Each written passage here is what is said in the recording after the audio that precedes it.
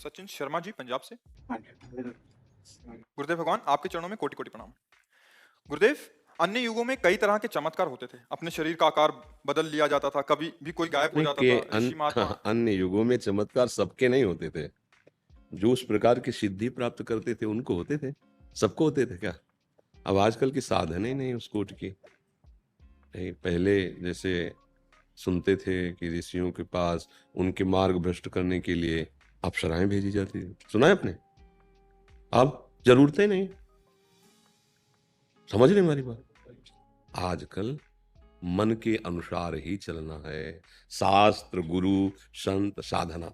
अब जैसे कुछ महापुरुष ऐसे हैं तो ये सिद्धियां भगवत प्राप्ति में बाधक हैं। ये भगवत दर्शन नहीं करने देंगे। जब कोई भगवत मार्ग में सच्चाई से अग्रसर होता है तो इंद्री द्वार झरोखन नाना, बैठे देवता करि करि थाना, आवत देखें विषय बयारी, तुरत देह किवाड़ उखारी। पहला काम करते हैं, देवी माया से प्रेरित होकर हर देवता अपने अपने अंगों पर विराजमान हो जाते हैं और जहां उसके अंदर जो वासना रही है वो सामग्री सामने फेंक देते हैं भोग की। और स्वतंत्रता, और उसके लिए कोई बंधन नहीं, क्योंकि वो परमार्थ का पथिक है ना। अगर वो सच्चे गुरु का चेला नहीं है, उसे युक्ति पता नहीं है, तो समझेगा कि भगवान तो बाद में मिल जाएंगे और माफ भी कर देंगे। गिर गए, अब कोई सिद्धि नहीं आएगी। अब अगर उसको क्रॉस कर गया, किसी भोगों को नहीं भोगा, तब आगे ले रिद्ध सिद्ध पेरे बहु आई, बुद्धि लोभ दिखावे भाई, होए बुद्धि जो परम सयानी, तिंतन चितई न अनहित जा। ये हमारा नाश कर देंगे भगवत मार्ग। अच्छा, जैसे इसी प्राकृतिक शरीर को कई जगह दिखा देना, ये क्या चिदानंद बात हुई क्या?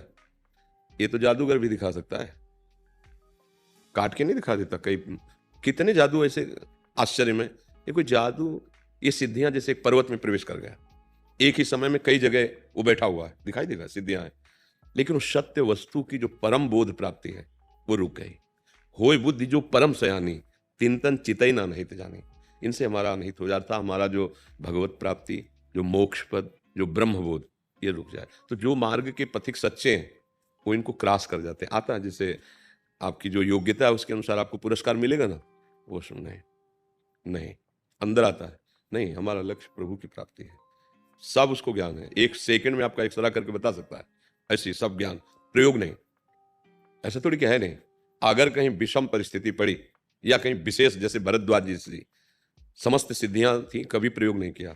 लेकिन जब भरत जी अयोध्या के पूरे परिकर के साथ पहुंचे तो एक ऋषि के आश्रम में इतनी व्यवस्था कहाँ हो सकती है? दो चार जन आवे कन्नू, फिर उन्होंने कहा कि अतिथि तो बहुत बड़े आए हैं भरत जी महाराज, और पूरी अयोध्या भगवान राम के प्रेम में। तो फिर कहा आज तक तो तुम्हें स्वीकार नहीं किया, आज तुम सफल हो, जाओ समस्त अयोध्यावासियों और भरत जी के लिए ऐसी व्यवस्था करो देवराज इंद्र के पास भी जो वैभव ना हो। ऐसा ऐसा किया, वर्णन आता है। लेकिन भरत जी और भरद्वाज जी दोनों असंग रहे। ना भरत जी ने किसी सिद्धि के सुख को स्वीकार किया और ना भरद्वाज जी ने।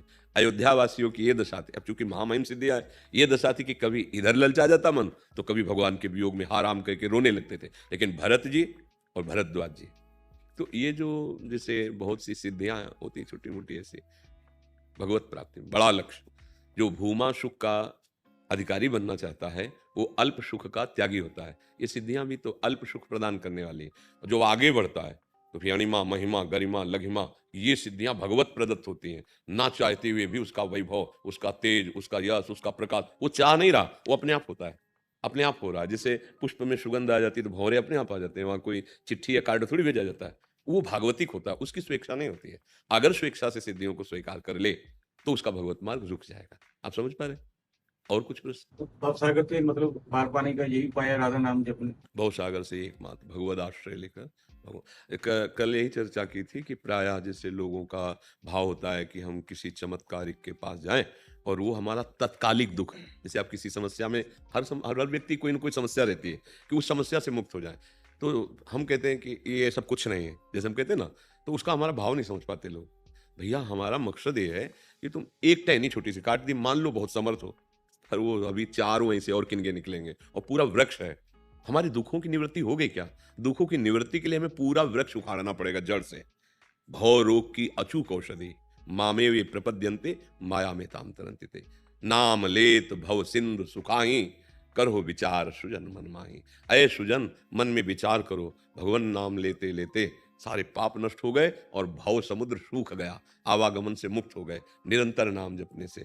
अब इस बात को ना समझने का, जैसे एक ज्योतिषाचार्य जी आए थे, क्योंकि जैसे हम प्राय कह देते हैं भाई हाथ की रेखा अगर तुम देख रहे हो तो तुम अपनी देख लो और इतने महान बन जाओ कि इन रेखाओं को बदल दो। बदल सकते हो आप, क्योंकि मनुष्य जन्म मिला है। अब हमारी सत बात को ना समझने के कारण उनको लगा कि ये तो ज्योतिषाचार्यों की निंदा हो गई। नहीं, ज्योतिष शास्त्र सत्य है, ज्योतिष शास्त्र सत्य है, लेकिन वो क्या बताता है? तुम्हारे किए हुए कर्मों की रचना को, और हम क्या बताते हैं? तुम्हारे किए हुए कर्मों की रचना को मिटाने के लिए, नए भाग्य की रचना के लिए। हम पशु नहीं हैं कि उन्हीं भोगों को भोगते हुए मर जाएं। हम नए भाग्य की रचना करेंगे। किससे?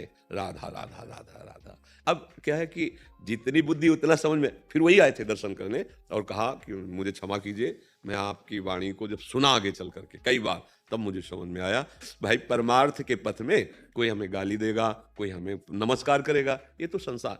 अब ये कड़वा नहीं लगेगा? वही पत्नी पुत्र परिवार इसी में फंसे हो, पूरा जीवन नष्ट कर रहे हो। ये मरण धर्मा शरीर कभी भी 1 मिनट में छूट जाएगा। ये राधा राधा बोल, सब में भगवान की भावना कर। अब ये बात ना आगे वाली नहीं समझी, पीछे वाले बाबा तो ये संतों के पास जाए, अपना आग्रह दुराग्रह छोड़कर वो जो कह रहे हैं बड़ी सूक्ष्मता से समझे तो बात समझ में आ जाएगी।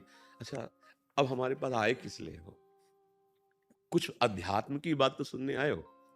अच्छे आचरण अगर करो, जीवन में किसी से आशीर्वाद मांगने की जरूरत नहीं है। पक्की बात कह रहा हूं। वही हम आपको सत्य वचन सुनने में अब रुचि कम रह गई है। अगर सत्य शास्त्रों की वार्ता, सत्य वार्ता सुनोगे तो ऐसा नहीं, कलयुग वहां है जहां उसके आचरण है। शराब पीना, मांस खाना, व्यभिचार करना, परिस्त्री गमन करना, हिंसा करना और स्वर्ण चोरी। अगर ये 5 में एक भी है तो कलयुग है, और अगर ये नहीं है तो नहीं है। आप बोलो यहाँ क्या कलयुग है? अपने लोग सब बैठे हैं, क्या कलयुग है? क्योंकि भगवत चर्चा हो रही, साधु समागम हो रहा है। यही तो हर समय हो सकता है। अगर हम नाम जप करो, अच्छे आचरण करो, व्यसन छोड़ दो, तो कलयुग का कोई प्रभाव नहीं पड़ेगा।